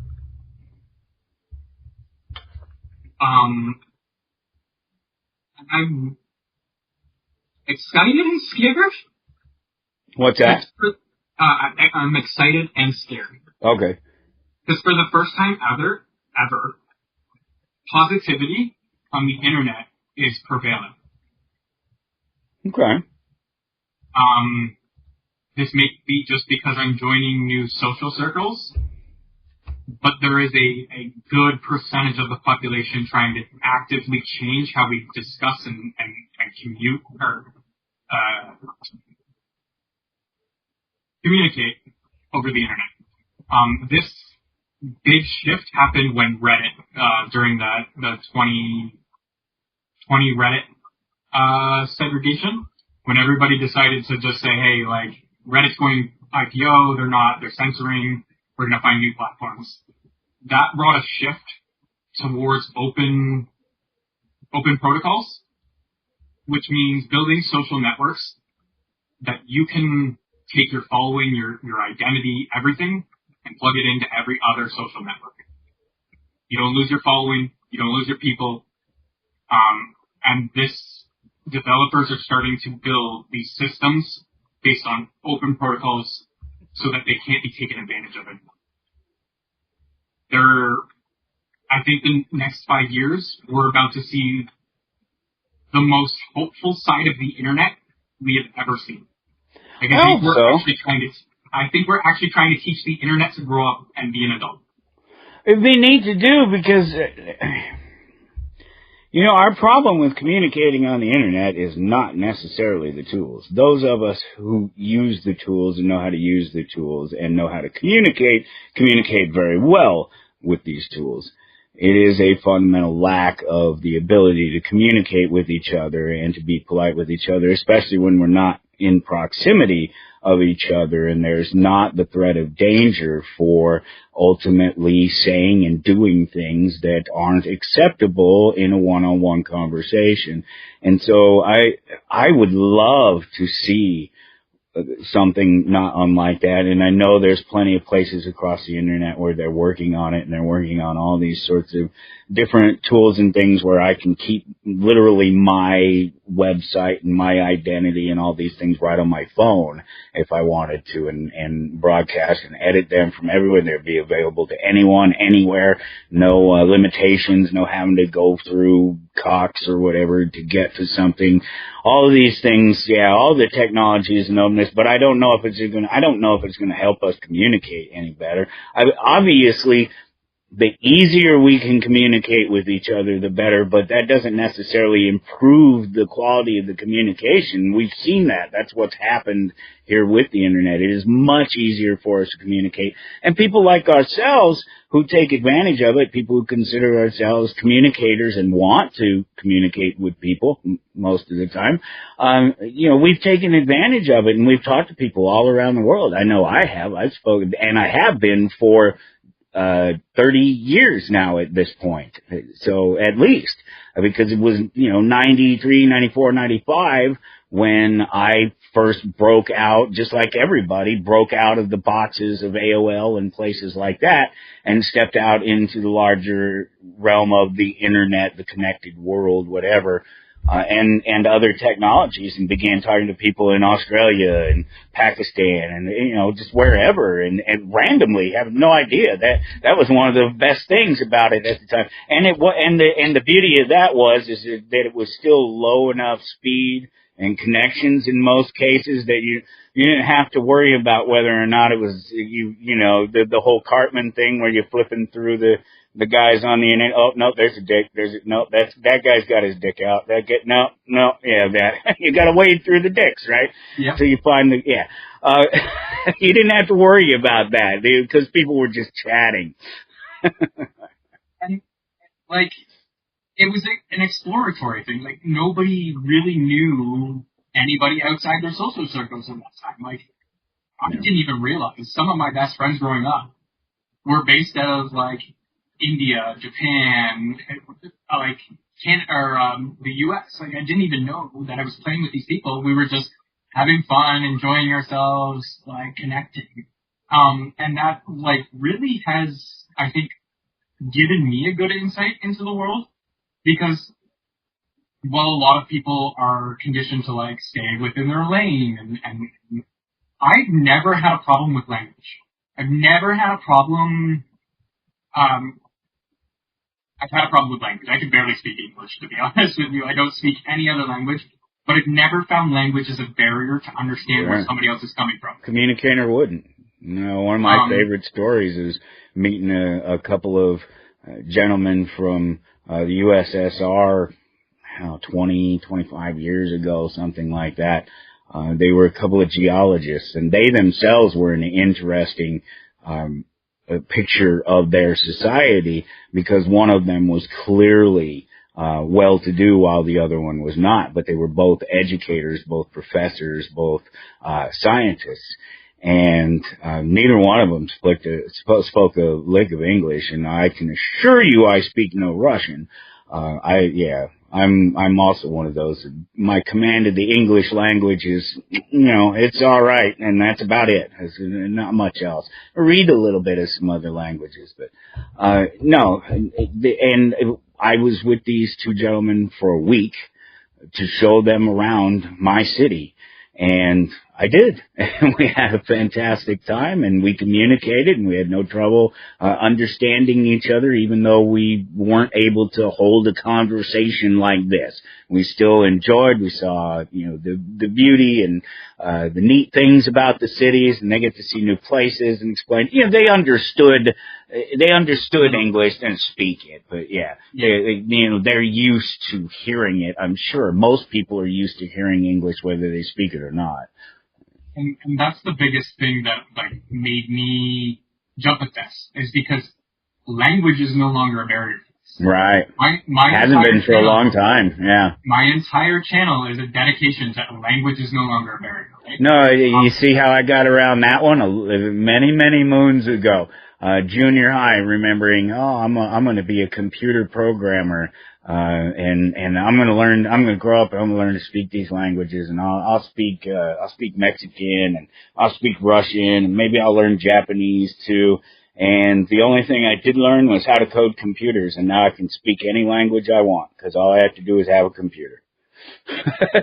Well, you don't even need a computer anymore. I have like... Yeah, right, I know, the heads, yeah. Like, I keep looking at them. I was thinking about buying a cheap set just to see if they worked really well. I purchased them purely because I am going to have conversations with French people as well as some other languages, so I'm going to need them in the future. But have you tried them at all yet? Are they? I haven't yet. You haven't yet? Yeah, I've heard good things and I've heard bad things about the real-time translation part of it, that it can be a little bit hard. You almost have it kind of like, here, just speak into this, and but that'll be neat to see. I keep seeing them. I've got to get me one of those. Just give me a cheap one. I'll try it out. Yeah, and that's what I was like. I'm like, you know what? I'm going to be talking to a bunch of people, and I don't know language, so I might as well just invest. And thankfully, I'm building my content creation site as a business, so everything's kind of write off anyways. Oh, yeah. That's good, yeah. I just piggybacked on another business, so I didn't have to worry about it. I have no cost for the show.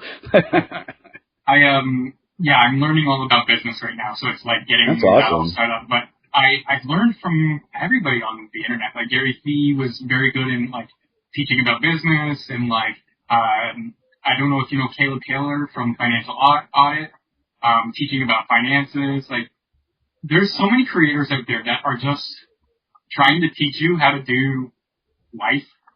And these learned experiences are just giving people the tools and the ability to do it. And they're free. Like, that's the best part, right? It's free. Yeah. No commitment. If you want it, if it works, if it's good, use it or don't. Yeah. And we're in a good point right now where it's cheap enough for the hobbyists and the people who are interested to get involved. Yeah. But it's out of the reach of the basic. So like you get a little bit of an opportunity window here where I can capitalize. Before the trolls jump in. Yes. So I'm taking full opportunity to capitalize on this market right now. I'm not gonna lie. Awesome. Yeah. So what's the next step then? How do you see taking it to the next level? What are you going to do? That you made the move, you made the commitment to do it. Now you're doing it. Just every day, or? So I'm actually running 3 businesses at the moment. The content creation, the Weird Canadian, a 3D printing business that I started with my partner. Fun. So like showcase that. Right here, I got a little 3D printed dragon egg. That's awesome, yeah. And I'm also running a non-profit to help the Cubans right now with my family. My parents have been going to Cuba for over 30 years, and they are having a very hard time, especially with the U.S. sanctions and everything going on in the world, to just get COVID out of their country.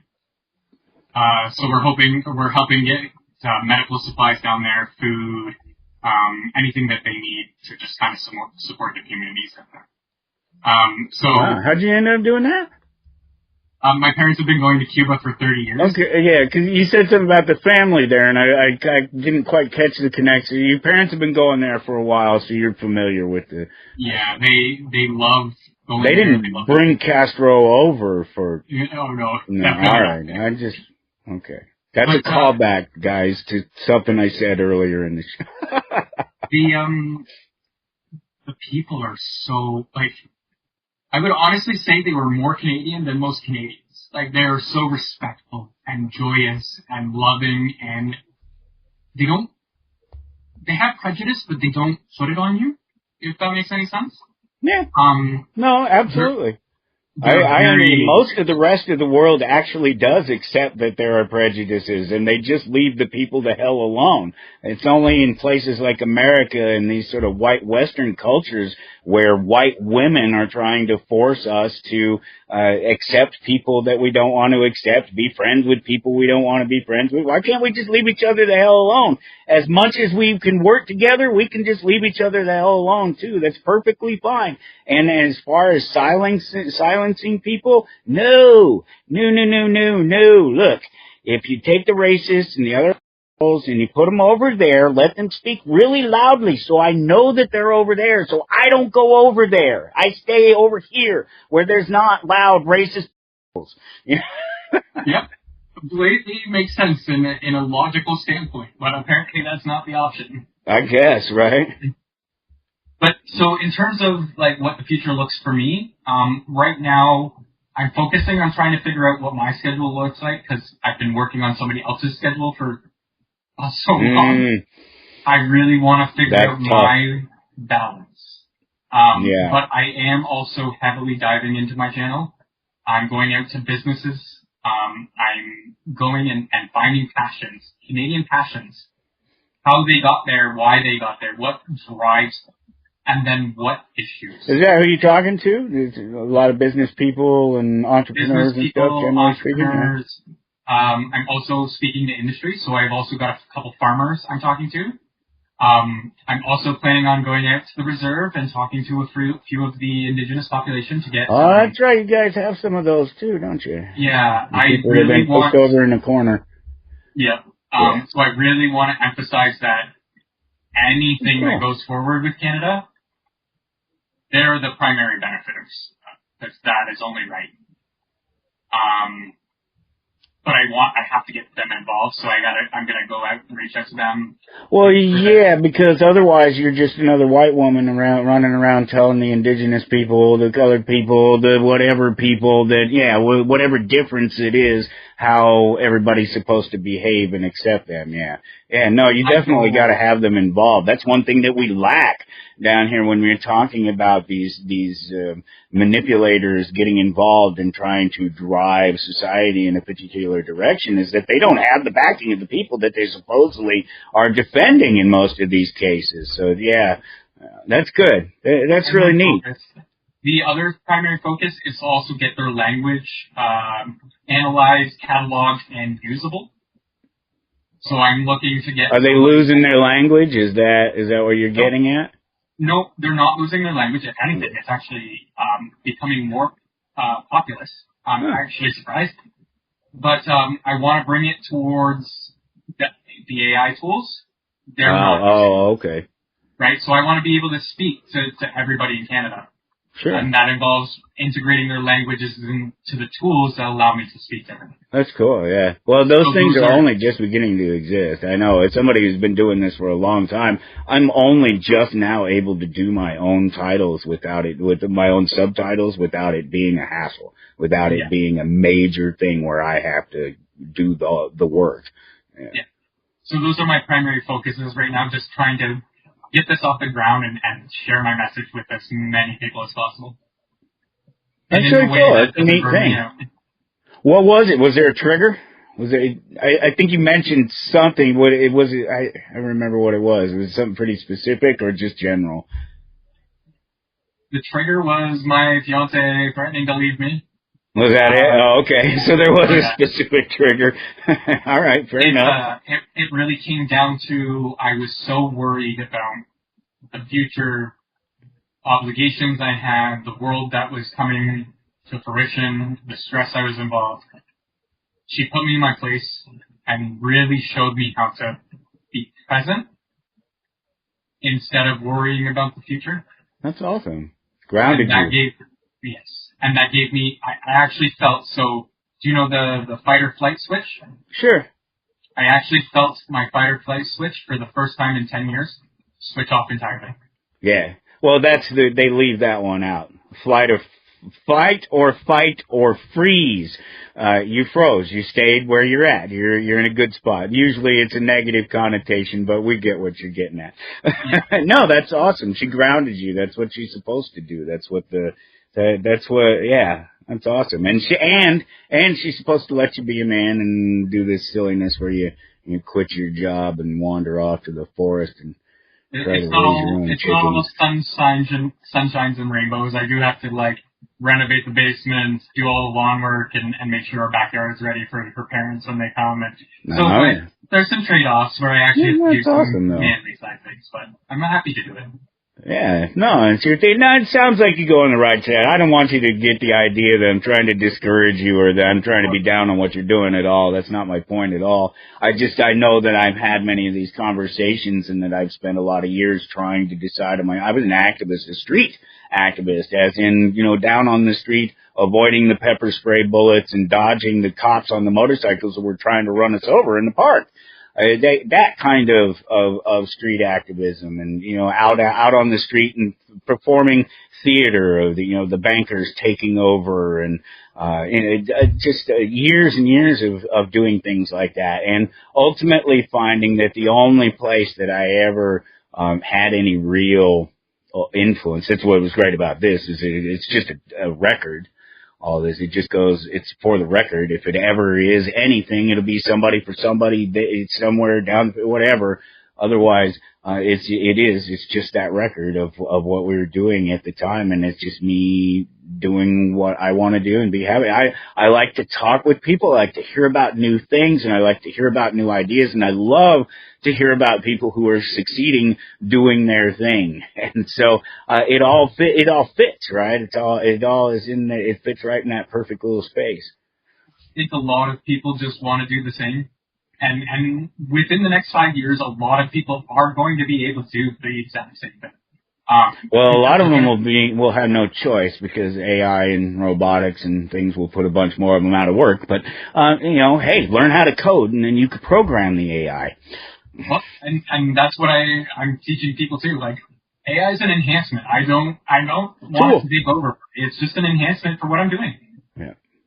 Yeah, it's a great tool. I use it regularly. I use it. Look, I'm an artist. I draw, I paint, I can sculpt, I do all these things. But they take time. They take energy. They would take me away from doing the other things so what can I do? I can do one thing. I type out 120 words per minute sentence into a machine and tell it to produce me an image that is, maybe not perfect, but it's better than I would have done in the, same amount of time if I was given the same amount of time to come up with it. And I'm not one of these people that hates on it. I don't believe there's such thing as IP. That's ridiculous. You either steal something from somebody or you don't. You can't take their idea. You can't take their thoughts. That doesn't exist. Once you put it out into the world, it's free for everybody there to do. If you want it protected, protect it. But otherwise, if somebody breaks onto your server and takes your files, that's theft. If you put your files out there into the world and somebody uses your files and their materials to create their own thing and do their own thing, they didn't wrong you. They didn't do you wrong. Maybe they should give you some credit. We'd love to talk to this as like an extensive full episode. Yeah, we had to do it. Well, maybe have me come over there on your show, and we'll do it on your show. Sounds good. Yeah, I would love to talk IP, because I have some pretty controversial things in terms of IP as well. But yeah, my libertarian anarchist friends don't like my opinion on IP because they want it to be more complicated than it is. I think theft is pretty obvious, and so that's the question of IP. The question of IP is theft. Did somebody steal something from you, and can you prove it? Did they deprive you of something? Your own free will. I'm talking to you, J.K. Rowling. Your own free will. You have no right to tell anybody else how your story ends or how your story is. No, it doesn't. Not once you've released it into the world. George Lucas got that, and if for Disney, for all that everybody says about those guys, God, we're all done already. For everything they say about them, you know what? They let those fans go crazy on creation, and they don't tear them down. Go type in Star Wars fan video on YouTube and see what comes up. There are hundreds and hundreds of videos. People have put in thousands and thousands of hours of digital programming, of shooting real footage, people, actors. It's amazing. That's our future. Our future is just reiterating ideas to make them what we want and showcasing them to the world that, hey, it's not always the same thing and we can make something different now. Make something new, something different. Well, that's the idea of all of us being able to come together by separating, going and doing our own thing. None of us really wants to be alone. None of us really wants to do this alone. So if we can work together without being forced to work together, like we kind of seem to do every single day, us normal people out here, maybe we can figure this thing out. Man, I got to let you go, Cody Johnston. Thank you so much for hanging out with me. The Weird Canadian. Take care, my friend. You as well. Have a good day. All right. Let's see. Get that. Stuff that one there. Stuff that one.